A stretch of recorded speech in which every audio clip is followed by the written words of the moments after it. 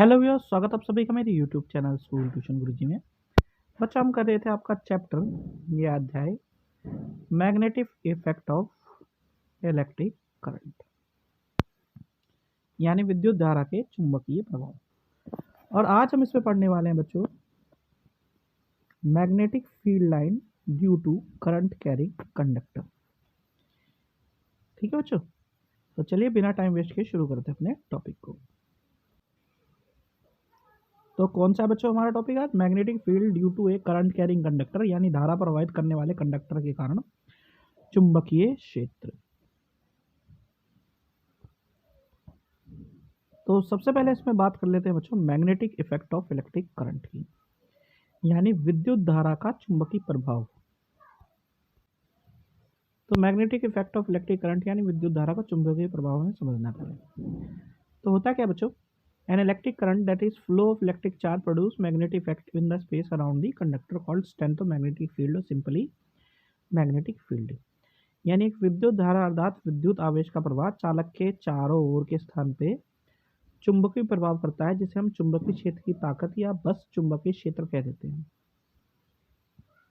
अब ऐसा आपको कब देखने को मिलता है बच्चों? जब जो आप छोटी क्लासों में भी देखते आ रहे हैं कि एक सर्किट है, जैसा कि दिखाया गया दर्शाया गया है, उसके पास में आप एक कंपास रखें तो उसकी निडल जो है थोड़ी सी घूमनी शुरू हो जाएगी। जो ये क्या है? विद्युत धारा के चुंबकीय प्रभाव के कारण, यानी magnetic effect of electric current के कारण ऐसा हो रहा है बच्चों। इसे हम क्या कह सकते हैं कि ये किस वजह से है? मैग्नेटिक फील्ड जो है उसकी स्ट्रेंथ के कारण है, या सिंपली मैग्नेटिक फील्ड के कारण है। करंट का प्रवाह ज़्यादा होगा तो वो जो चुंबक जो कंपास की निडल है वो ज़्यादा क्या होगी? घूमेगी। और अगर कम होगा तो वो कम घूमेगी।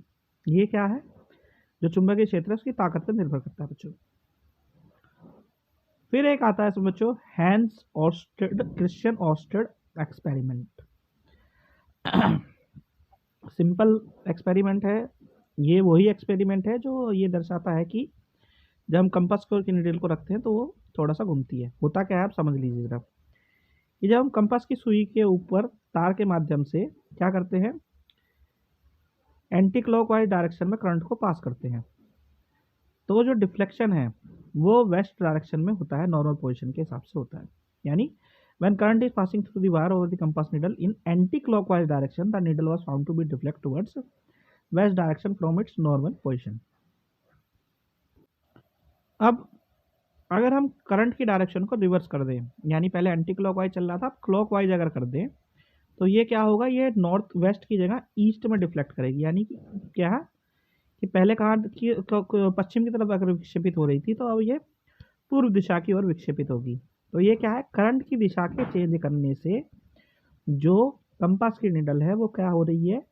वो अलग अलग डायरेक्शन में डिफ्लेक्ट हो रही है, पहले पूर्व में तो फिर पश्चिम में।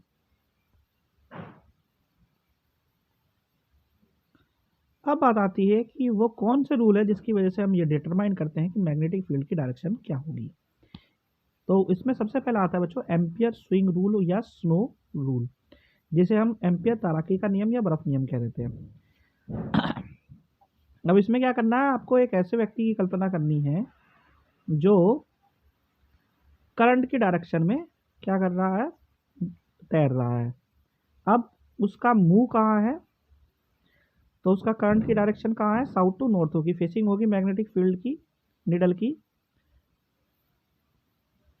यानी कि imagine a man who swims in the direction of current from south to north facing a magnetic needle kept under him such that current enters his feet, then the north pole of the needle will deflect towards his left hand, that is towards west.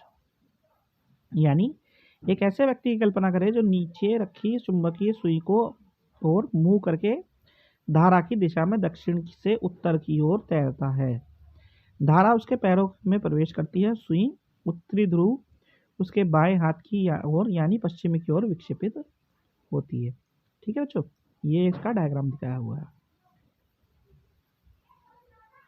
एक कौन सा बच्चों? Maxwell cork screw rule और right hand screw rule, यानी Maxwell का cork screw नियम या दाएं हाथ का स्क्रू नियम। अब इसमें क्या है जरा इसे समझ लेते हैं बच्चों। If the forward motion of an imaginary right hand screw is in the direction of the current through a linear conductor, then the direction of rotation of the screw gives the direction of the magnetic field of the force around the conductor. यानी यदि एक काल्पनिक दाएं हाथ के screw की आगे की गति एक रेखीय कंडक्टर के माध्यम से विद्युत धारा की दिशा में है, तो स्क्रू के घूमने की दिशा कंडक्टर के चारों ओर चुंबकीय बल रेखा की दिशा में होता है बच्चों।